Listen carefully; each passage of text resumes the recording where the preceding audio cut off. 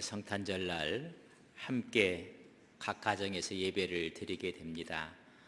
우리 함께 예배 드리는 분들 얼굴을 한번 보면서 한 번 더 인사합시다. 메리 크리스마스. 메리 크리스마스. 갑자기 손님이 찾아왔습니다. 근데 손님인 줄 알았는데 찾아와서 안방에 들어가서 주인 행세를 하고 나오지를 않고 있습니다. 여러분, 코로나19입니다. 손님인 줄 알았더니 이제는 안방에서 주인 행세를 하고 있습니다. 우리는 이 갑자기 찾아온 코로나19라는 손님을 이제는 우리의 힘으로 몰아내야 됩니다. 갑자기 찾아온 손님 때문에 너무나 불편하고 지금 너무나 힘들고 너무나 괴롭습니다. 우리는 이 갑자기 찾아온 손님을 우리의 믿음으로 신앙으로 극복하고 몰아내야 합니다. 아니, 손님인 줄 알고 잠시 들린 줄 알았더니 전 세계에 여러분 어려움을 주고 있습니다. 그러나 우리 주님은 손님으로 이 땅에 오신 것이 아닙니다. 이 땅에 주인으로 오셨습니다. 이 땅에 구주로 오신 것입니다. 오늘 그분을 우리의 마음의 중심에, 우리의 안방에 우리는 모셔야 하는 것입니다. 구세주로, 메시아로 인류를 구원하시고 오신 그 주인이 바로 아기 예수님이 이 땅에 오신 것입니다. 그분은 역사의 주인으로, 인생의 주인으로 이 땅에 오신 예수 그리스도이십니다. 오늘 그분이 오셨음을 다 함께 축하하고 경배하며 예배하는 성탄절입니다. 그분은 정말 우리에게 기쁜 소식을 전하러 오신 분입니다. 그래서 주의 사자에게 말씀하고 있습니다. 양떼를 지키는 목자들에게 주의 사자는 나타나서 누가복음 2장 10절에 보면 천사가 이르되 무서워하지 말라. 보라, 내가 온 백성에 미칠 큰 기쁨의 좋은 소식을 너희에게 전하노라. 이미 예언되었고 예고되었던 그 주인이 오셔서 우리에게 기쁜 소식을 전할 것이라고 말씀해 주고 있습니다. 여러분, 어떤 기쁜 소식인지 아십니까? 누가복음 4장 18, 19절에 보면 그 기쁜 소식을 말씀해 주고 있습니다. 먼저 18절에 보면 네 가지의 기쁜 소식을 전하게 오셔서 오셨다고 말씀해 주고 있습니다. 첫째는 가난한 자에게 복음을 전하기 위해서 주의 성령이 임하셨다고 말씀해 주고 있습니다. 여러분, 가난한 자에게 복음을 전하기 위해서 오신 것입니다. 여러분, 가난한 사람이 누굽니까? 가난한 사람은 물질이 없는 사람을 가난하다고 오늘 성경은 말하고 있지 않습니다. 지혜와 하나님의 은혜를 얻고자 열려있는 마음을 가진 사람을 우리는 가난한 자라고 이야기를 합니다.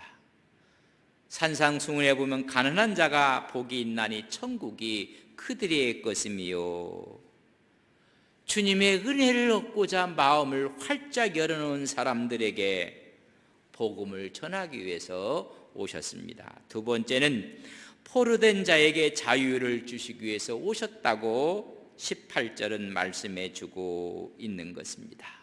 어디에 포로가 되어 있습니까? 여러분, 죄에 우리는 포로가 되어 있는 인생들입니다. 우리는 죄를 지을 수밖에 없는 사람들, 그래서 죄의 포로가 되어 있고 죄를 짓게 만드는 주체가 있다면 마귀입니다. 마귀에 사로잡힌 사람들, 이런 사람들을 자유케 하시러 오셨다고 말씀해 주고 있습니다. 죄의 세력에서 우리를 영적인 자유함을 주시기 위해서 오신 것입니다.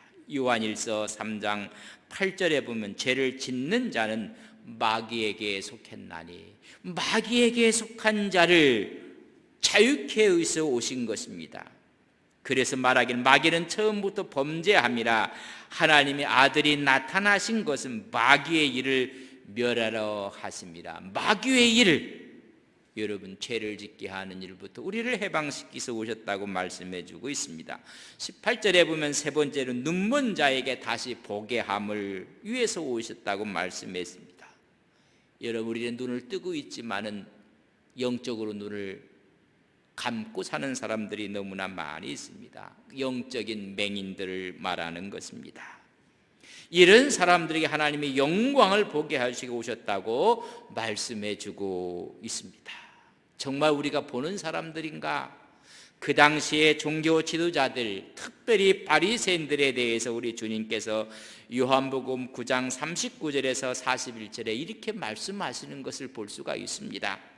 예수께서 이르시되 내가 심판하러 이 세상에 왔으니 보지 못하는 자들을 보게 하고 보는 자들은 맹인이 되게 하려 함이라 하시니, 바리새인 중에 예수와 함께 있던 자들이 이 말씀을 듣고 이르되 우리도 맹인인가? 예수께서 이르시되 너희가 맹인이 되었더라면 죄가 없으려니와 본다고 하니 너희 죄가 그대로 있느니라. 그 당시에 바리새인들, 여러분 보고 있다고 생각했지만은 눈먼 자들이었습니다. 마태복음 23장 16절에 보면 주님께서 말씀하기를 화 있을진저 눈먼 인도자여, 바리새인들을 말하는 것입니다. 너희가 말하되 누구든지 성전으로 맹세하면 아무 일 없거니와 성전에 금으로 맹세하면 지킬지라 하는도다. 바로 이들은 하나님의 신앙과 헌신과 충성에 대해서는 눈이 멀어져 있고 이 세상의 금전 물질에 대해서는 지키라고 세속적인 눈은 밝은 사람들이 바리새인들이었습니다. 오늘 이런 사람들 눈을 열게 해주기 위해서 오셨다고 말씀해 주고 있습니다. 네 번째는 18절에 말씀하고 있습니다. 눌린 자에게 자유함을 주기 위해서 오셨다고 말씀했습니다. 우리도 모르는 사이에 세상에 큰 짐에 눌려서 살고 있습니다.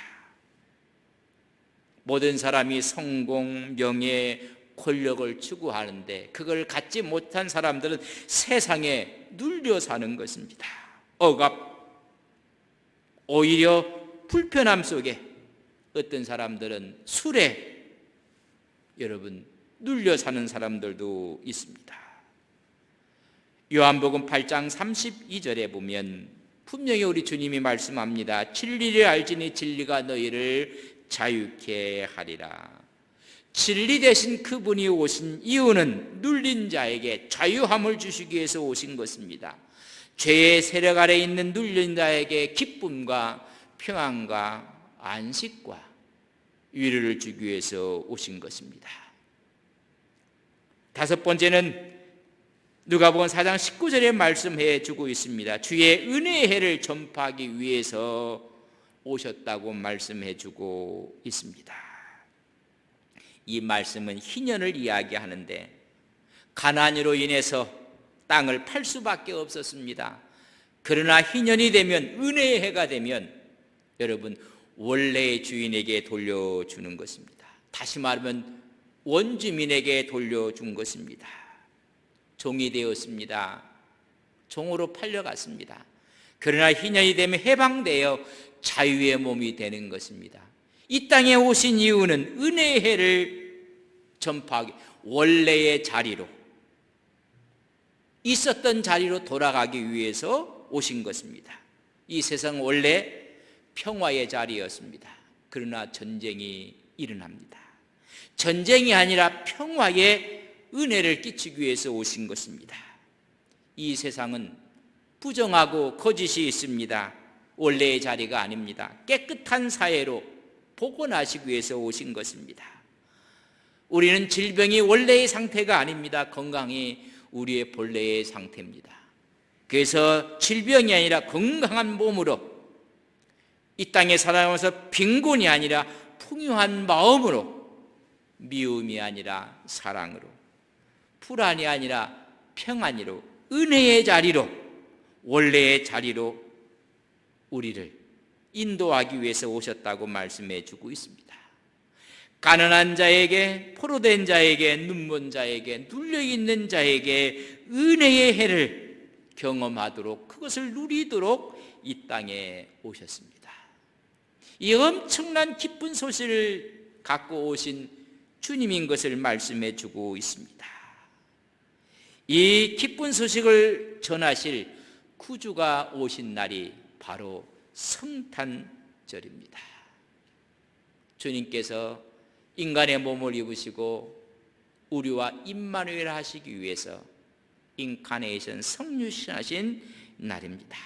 그래서 오늘 본문 2장 11절에 말씀하고 오늘 다윗의 동네에 너희를 위하여 구주가 나셨으니 곧 그리스도 주시시니라. 이 엄청난 기쁨의 소식을 전하기 위해서 오늘 다윗의 동네 베들레헴에 오신 것입니다. 아니, 오늘 우리 마음에 오시고 우리 가정에 오시고 섬기는 교회의 이 사회 속에 오신 것입니다. 그분은 구주입니다. 구세주로 오셨습니다. 그분은 그리스도이십니다. 메시아로 오셨습니다. 그분은 주시라고 말씀했습니다. 그분은 하나님이십니다. 이 오심에 대해서 수많은 천군 천사가 하나님을 찬양하는 소리가 들려옵니다. 그 찬양하는 소리가 14절에 있는 말씀인데 우리 다 같이 한번 14절에 있는 말씀을 읽겠습니다. 지극히 높은 곳에서는 하나님께 영광이요 땅에서는 하나님이 기뻐하시는 사람들 중에 평화로다. 천군 천사의 찬양이 들려오는 것입니다. 여러분, 하늘나라의 군대가, 천군이, 또한 하나님의 사역자인 천사들이 지금 노래하고 있는 모습을 볼 수가 있습니다. 지극히 높은 곳에서는 영광이요 이 땅에서는 평화로다 말씀하고 있습니다. 하나님께는 영광이요 사람에게는 평화인 것입니다. 그래서 오늘 말씀은 하나님이 기뻐하시는 사람들 중에 평화로다. 하나님이 기뻐하신 자는 그분을 영접하는 자들, 그분을 주인으로 마음속에 믿는 사람들에게 평화라고 말씀해주고 있습니다. 하나님의 영광이 선포되고 하나님의 권능이 선포되고 있는 모습을 볼 수가 있습니다. 여러분, 하늘에는 영광입니다. 우리에게는 평화가 있음을 말씀해주고 있습니다. 이런 엄청난 찬양과 하나님의 영광의 선포를 들었던 목자들이 이 소식을 듣게 됩니다. 여러분, 이런 영광과 이런 평화를 맛본 사람들이 여러분 목자들이었습니다. 그들이 어떻게 반응했는가를 보면서 오늘 우리는 어떤 믿음과 신앙으로 살아야 될 것인가를 우리에게 말씀해 주고 있습니다. 오늘 이 목자들의 행동, 모습 속에 우리는 믿음의 지혜를 얻어야 합니다.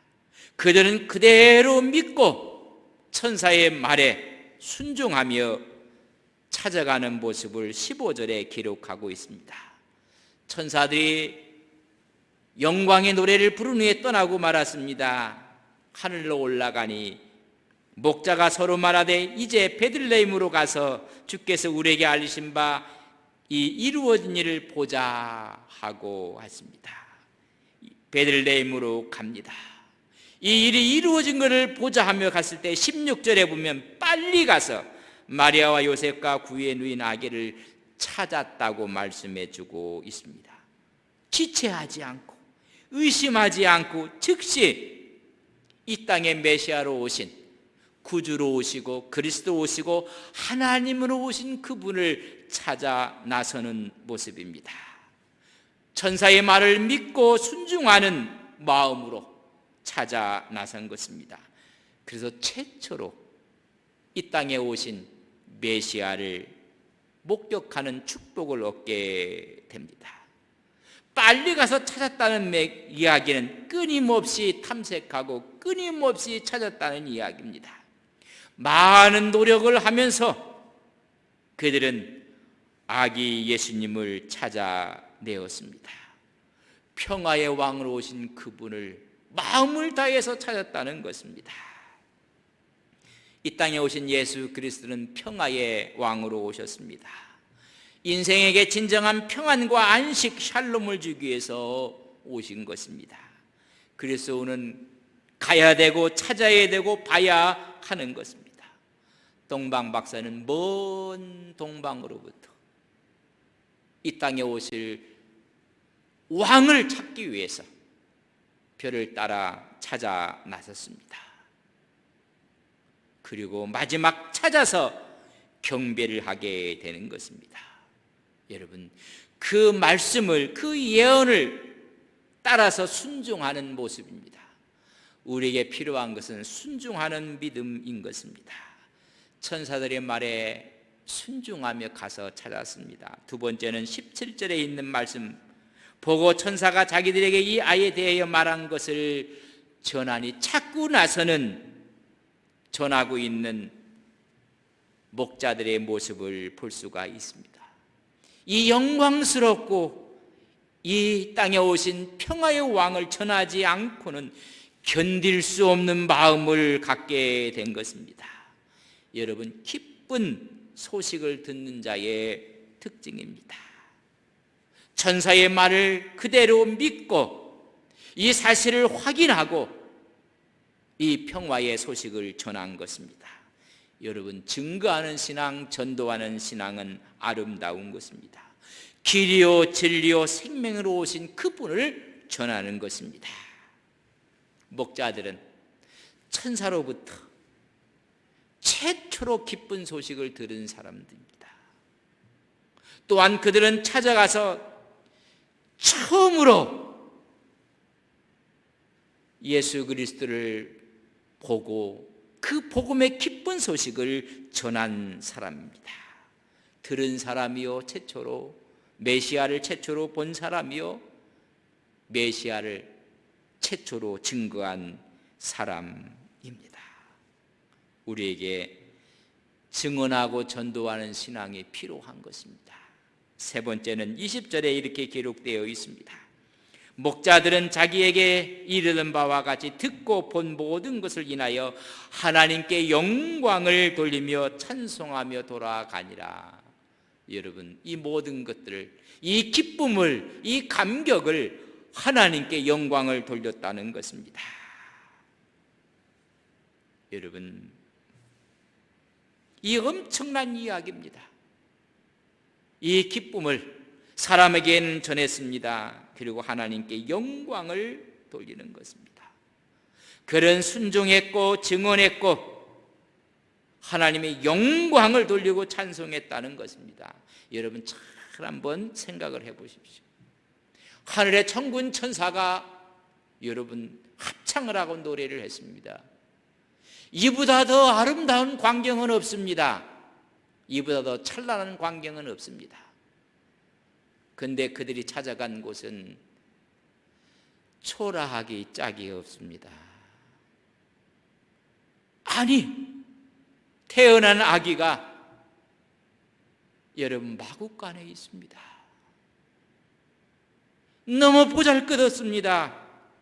하늘 천군 천사의 찬양은 너무나 아름답고 너무나 하나님께 영광을 돌리는 축복의 찬양이었고 세상에 이렇게 찬란하고 황홀한 소리는 없었습니다.